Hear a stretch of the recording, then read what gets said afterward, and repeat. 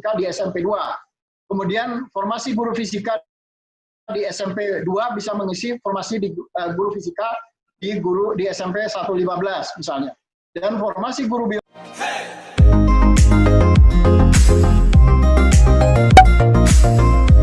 Bertemu lagi di channel ini, channel tempat kita belajar ya, dan juga memberikan informasi terupdate terbaru tentang dunia CPNS, ASN, dan kependidikan. Oke, sahabat-sahabat, kali ini admin akan mencoba menyuguhkan atau membahas tentang materi yang berhubungan dengan CPNS 2019, yaitu optimalisasi posisi-posisi kosong pada instansi yang memang tidak ada pelamarnya, atau memang ada pelamarnya dari awal tetapi karena gagal di administrasi sehingga kosong ya. Jadi tidak ada yang memperebutkannya. Jadi nanti kita akan membahas apakah seperti apa nanti penyelesaian dari BKN, seperti apa juga nanti teknis untuk memenuhinya. Sebelum kita masuk pembahasan lebih lanjut, silakan nanti kawan-kawan terlebih dahulu men-subscribe channel ini yang warna merah di bawah, kemudian juga like, comment, dan share. Kemudian juga jangan lupa follow Instagram, tempat nanti kita bisa berkomunikasi lebih lancar, dan juga lebih lanjut teman-teman nanti bisa bertanya atau request tentang membuatkan video tentang apanya. Oke sahabat-sahabat semuanya, kita langsung saja tanpa panjang-panjang lagi, kita langsung saja masuk ke pembahasan, yaitu teknis optimalisasi posisi-posisi kosong pada rekrutmen CPNS 2019.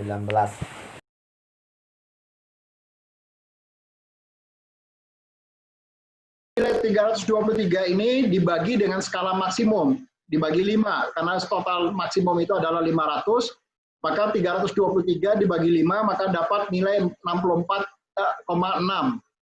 Nah, 64,6 inilah kemudian dikali 40% dari yang tadi disampaikan oleh Pak Deputi Mutasi. Jadi 40% dari 64,6, maka nilai SKD-nya adalah 25,84. Itu untuk perhitungan SKD. Untuk perhitungan SKB, kalau perhitungan SKB-nya sudah menggunakan CAT, maka hanya menggunakan CAT, SKB-nya yang menggunakan CAT, tidak ada lagi kemudian tes lain selain dari CAT BKN, maka nilai CAT-nya langsung kemudian dikalikan diberikan bobot 60% terhadap nilai CAT yang dia peroleh.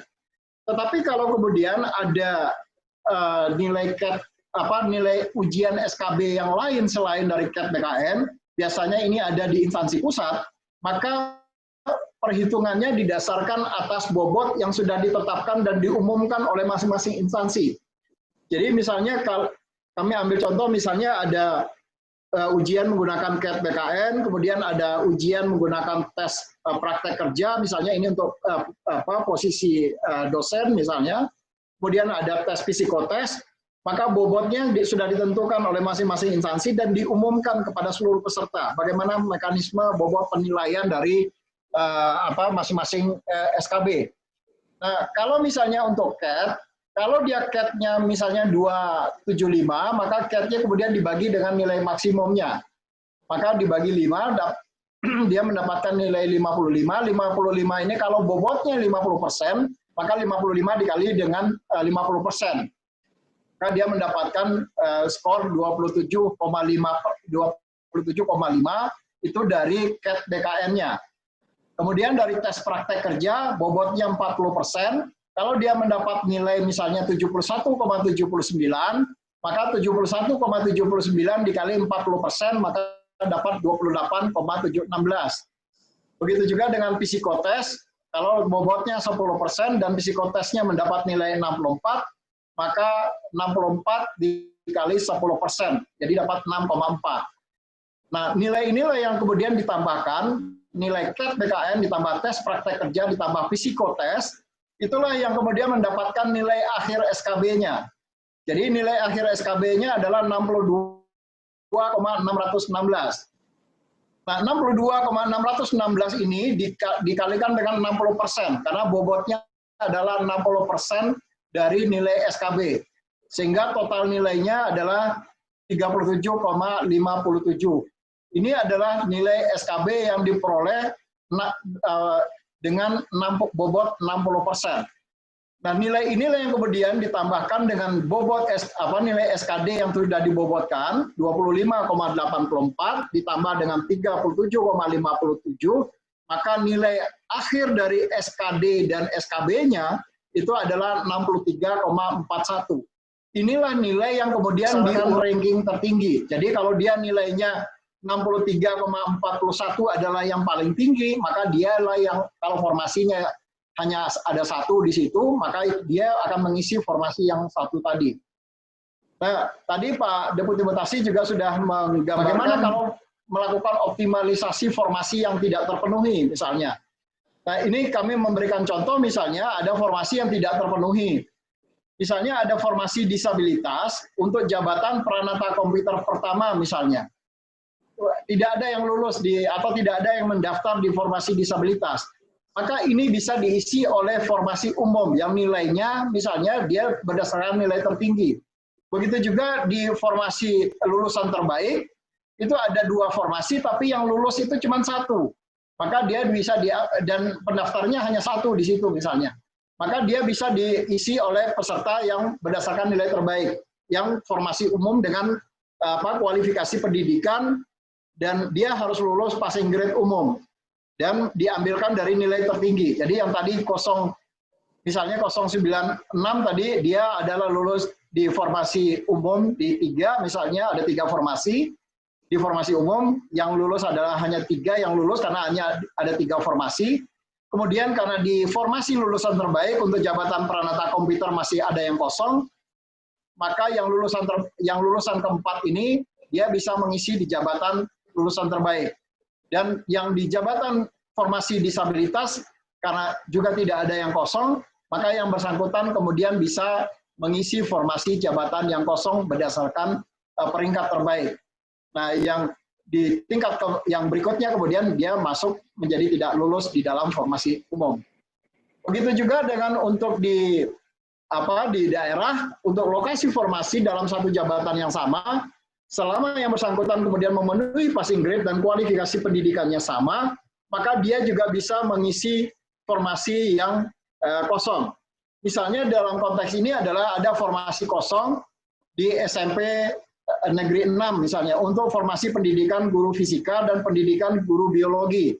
Itu tidak ada yang lulus di sana, atau dari awal formasinya memang kosong, tidak ada yang mendaftar misalnya.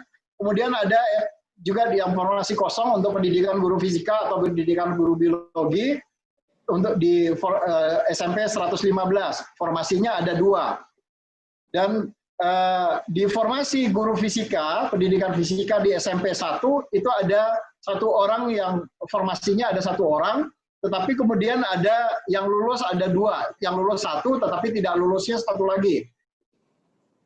Kemudian di SMP 2 ada formasi untuk guru fisika, ada 1 orang yang lulus 1, yang tidak lulus 1, dan di SMP 89 itu ada formasinya 1 untuk pendidikan biologi. Maka formasi-formasi ini yang bisa kemudian mengisi. Misalnya formasi guru fisika di SMP 1 itu bisa mengisi ke guru fisika di SMP 2. Kemudian formasi guru fisika di SMP 2 bisa mengisi formasi di guru fisika di SMP 115 misalnya. Dan formasi guru biologi itu bisa mengisi di formasi guru biologi di SMP 115 dan juga bisa mengisi formasi di guru SMP 7 untuk formasi guru biologi. Nah, sehingga semua formasi kemudian bisa terisi dengan penuh.